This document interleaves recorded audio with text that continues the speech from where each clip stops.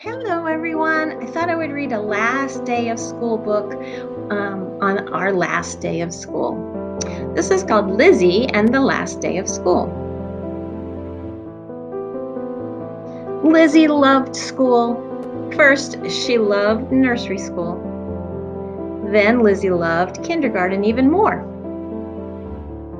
She loved the smell of new books and her little desk. She loved hearing the happy voices at playtime. She loved seeing the bright artwork in the halls, and the cool water from the drinking fountains always tasted the best. In fact, Lizzie loved everything about school. But when the last day of kindergarten came, Lizzie was sad. So that summer, Lizzie played school with her baby sister Lulu. Now Lizzie was going to be a big first grader. "Your first year of school," said Mom, proudly handing her a new pencil case. "Your first year of school," said Dad, proudly handing her a new backpack. Even baby Lulu gave her a new giant box of crayons. "Yippee!" thought Lizzie, "a whole year of school." On the first day of school, Lizzie's teacher printed her name on the board in big letters, Miss Giglian. "But you can call me Miss G," she smiled. "This is my first year of teaching, and you are my first class. Let's make this the best year of school ever." "Yippee!" thought Lizzie. "Even Miss G said it was a whole year of school." That fall, the librarian, Mrs. Reed, gave them the Centipede Reading Award because they read 100 books. Everyone called them Miss G's Little Reading Centipedes. Even Lizzie brought lots of books for Lulu.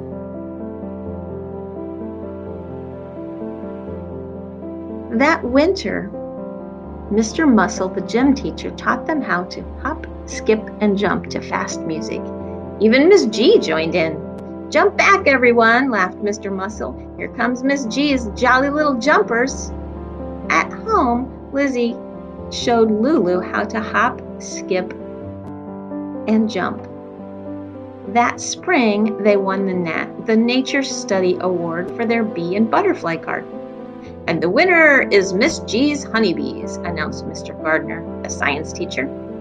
Miss G made them wings, so they buzzed down the hall to their room. At home, Lizzie let Lulu try on her wings. Even the cafeteria ladies thought Miss G's class was the best because her students ate their peas before their desserts. "Here comes Miss G's little green peas," they cooed. So Miss G made them all little green leaf hats to wear at lunchtime to remind them to eat their veggies first. Lizzie let Lulu wear her leaf hat at dinner. But one day, they didn't go to the library because Mrs. Reed was taking inventory. Then Miss G collected all their reading books but didn't hand out any new ones. The next day, they cleaned out their garden and Mr. Muscle took everyone outside for field day. "But shouldn't we be doing math right now?" asked Lizzie. Then it happened. "Tomorrow is our last day of school," announced Miss G. "It will be a half day and we will be cleaning out our desks, so please bring a big box or bag." All the kids cheered. "Yippee!" they shouted. "Tomorrow is the last day of school." But Lizzie didn't cheer. Lizzie didn't shout yippee. Lizzie just frowned. That night, Lizzie was very sad. "Tomorrow is the last day of school," she cried. "Not even a whole day, just a half." "Look," said Mom, trying to cheer her up, "Baby Lulu is bringing you chalk. She wants you to write the ABCs for her." Lizzie was too sad to play with baby Lulu. The next morning, Lizzie's school was bursting with happy noise. In no time, everyone's desks were cleaned out. Everyone hugged and waved goodbye. Everyone ran out the door. Everyone except Lizzie. Lizzie was the last one to leave. She didn't even hug Miss G goodbye. But halfway home, Lizzie stopped. "This can't be the last day," she demanded. "It was supposed to be a whole year of school." So Lizzie sneaked back just to make sure. Besides, she wanted to give Miss G a hug. School papers littered the sidewalk and parking lot, but Mr. Broom, the janitor, was stretched out in a lounge chair, sipping lemonade. Mr. Brown, shouldn't you be sweeping up these papers? Lizzie asked. Hey, kid, school's out for summer. I'm taking the afternoon off. Lizzie slipped in the back door, and loud music was booming from the teacher's lounge. Lizzie looked in. The teachers were partying! But Miss G wasn't there. So Lizzie tiptoed down the hall toward her room. The hall seemed too long, too quiet, and too empty. No kids lined up at the drinking fountain. No brightly colored artwork on the walls. No shiny planets and stars hanging from the ceiling. Lizzie felt very sad and lonely. Lizzie peeked in and saw Miss G, who looked just as sad and lonely as Lizzie. Miss G, whispered Lizzie softly, I came back to give you a hug. As the two hugged, Miss G sighed. Oh, Lizzie, you're just like me. We both love school so much that the last day makes us sad. Being just like Miss G made Lizzie feel better. Just then, the school secretary came running in, waving an envelope. Miss G, you got a special delivery from the town parks department. Miss G opened the letter. Yippee, she exclaimed. I'm going to teach summer school in the town park. And Lizzie, you can come. No last day of school for you or me. Now it was Lizzie's turn to yell, Yippee!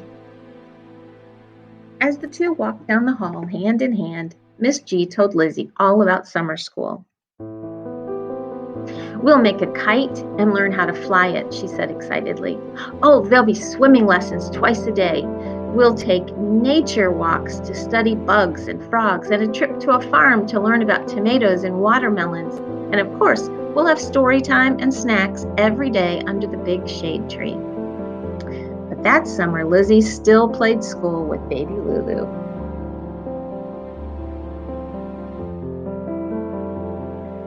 Hi, everyone. Wanted to come in and say one last goodbye. It's been a wonderful, wonderful pleasure to be your second grade teacher. I hope that we will have made some good memories. We will definitely have memories because this is such an unusual year. I had a wonderful time getting to know each of you when we were in school, and I've loved watching you grow even while you're online learning. Have a wonderful summer. Keep reading those books. Play with some math games if you have them, so to get yourselves all ready for third grade. Come visit me when you are in the building next year, and if you're not coming back to Brunson, reach out and say hello once in a while. I will miss you all so much. Have a great summer. Love you.